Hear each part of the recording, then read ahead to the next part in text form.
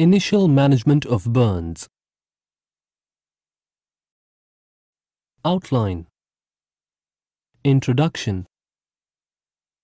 Epidemiology of burns. Definition. Burn physiology. Initial evaluation. Assessment of severity. Initial management of burns. Initial treatment of burns. Resuscitation. Referral. Introduction. Burns are a global public health problem, accounting for an estimated 265,000 deaths annually. Non-fatal burns are a leading cause of morbidity, including prolonged hospitalization, disfigurement, and disability, often with resulting stigma and rejection. Epidemiology of burns. Burns are among the leading causes of disability, adjusted life years (DALYS) lost in low and middle income countries. In India, over 1 million people are moderately or severely burned every year. Definition. A burn is an injury to the skin or other organic tissue primarily caused by heat or due to radiation, radioactivity, electricity, friction, or contact with chemicals. Burn physiology. Tissue burn. Coagulation with microvascular changes in dermis. Loss of skin barrier. Release of vasoactive mediators. Interstitial edema. Decrease in cardiac output and metabolic rate. Initial evaluation. The burns patient has the same priorities as all other trauma patients. The patients with burns injury should be properly and completely evaluated. The evaluation of the burn patient is organized into a 1. Primary survey. 2. Secondary survey. Primary survey. Assess ABCDE. Airway. Breathing. Beware of inhalation and rapid airway compromise. Circulation. Good IV access and early fluid replacement. Disability. Compartment syndrome. Exposure. Percentage area of burn. The emphasis of primary survey is to support the airway, gas exchange, and circulatory stability. The evaluation of airway is of the foremost importance in burn patients. Early recognition of impending airway compromise, followed by prompt intubation, can be life-saving. Obtain appropriate vascular access and place monitoring devices, then complete a systematic trauma survey, including radiographs and laboratory studies as indicated. Secondary survey. Burn patients should undergo a secondary survey, which should include a determination of the mechanism of injury, an evaluation for the presence or absence of inhalation injury and carbon monoxide intoxication, an examination for corneal burns, the consideration of the possibility of abuse, and a detailed assessment of the burn wound. Assessment of severity. The severity of the burn is mainly determined by A. Burned surface area. Determine the percentage area of burn. Rule of nines. B. Depth of burn. A. Burned surface area. Determine the percentage area of burn. Rule of nines. The rule of nines is used to estimate the burned surface area in adults. The body is divided into anatomical regions that represents 9% or multiples of 9% of the total body surface. The outstretched palm and fingers represent about 1% of the body surface area. If the burned area is small, assess how many times your hand covers the area. The rule of nines method is imprecise for estimating the burned surface area in children as they have varying surface areas. The estimation may be done using the surface area calculation considering the age of the child as shown below. B. Depth of burn. Depth of burn, thickness, wound appearance, pain, causes. First degree, superficial, erythema, absence of blisters, present, sunburns. Second degree, partial thickness, red or mottled blisters, flash burns, absent if deep, hot liquids.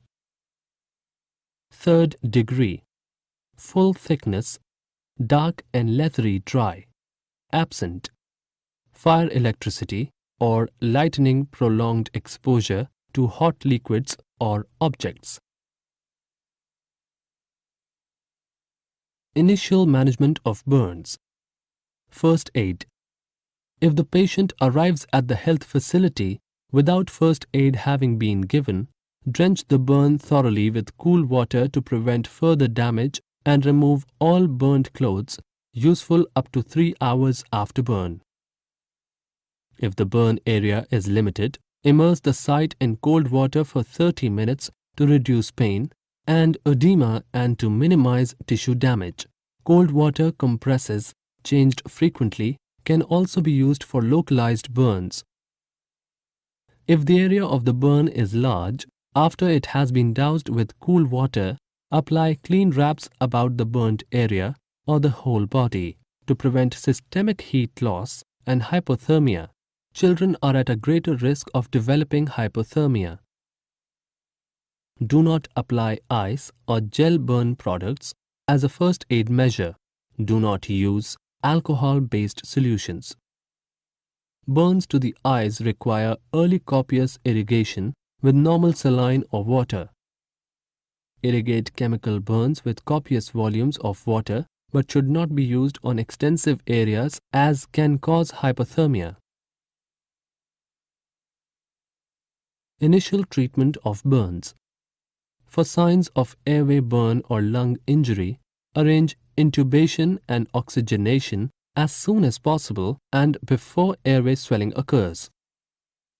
Pain relief should be provided to the patient as soon as possible. Use analgesics or sedatives as appropriate.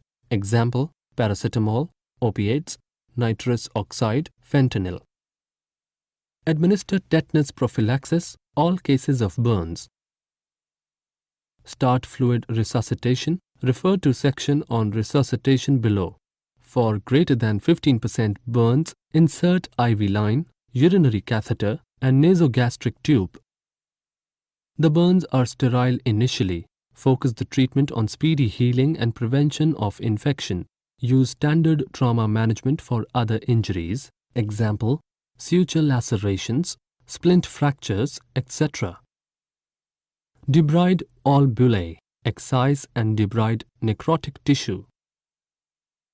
After debridement, gently cleanse the burn with 0.25% chlorhexidine solution, 0.1% cetrimide solution, or another mild water-based antiseptic. Do not use alcohol-based solutions. After cleansing, gentle scrubbing will remove the loose necrotic tissue. Apply a thin layer of antibiotic cream, example, silver sulfadiazine. Dress the burn with petroleum gauze and dry gauze. The gauze should be thick enough to prevent seepage to the outer layers. Resuscitation. During the first 24 hours, isotonic solution, generally Ringer lactate solution, should be administered with total requirement calculated using a formula. The modified Brook or Parkland formulas are the formulas that are used to help determine the initial volume of infusion. Half of the total required solution is given in first 8 hours, the remainder during the next 16 hours. In smaller children, 5% dextrose should be added to ringer lactate solution to prevent hypoglycemia due to impaired gluconeogenesis capacity. Adults and children greater than 30 kg. Parkland formula 2 to 4 milliliter per kilogram per total body surface area % with isotonic solution, generally ringer lactate solution with burns greater than equal to 15% for partial or full thickness burns. Half given in first 8 hours, the remainder during the next 16 hours. Children less than 30 kg, Parkland formula plus maintenance fluids. Parkland formula 3 to 4 milliliter per kilogram per total body surface area % with isotonic solution, generally ringer lactate solution with burns greater than equal to 15% for partial or full thickness burns. Half given in first 8 hours, the remainder during the next 16 hours. Maintenance fluid 4 milliliter per kilogram per hour or 100 milliliter per kilogram per day for first 10 kilogram plus 2 milliliter per kilogram per hour or 50 milliliter per kilogram per day for second 10 kilogram plus 1 milliliter per kilogram per hour or 20 milliliter per kilogram per day for all further 10 kilogram. TBSA is equal to total body surface area. Referral.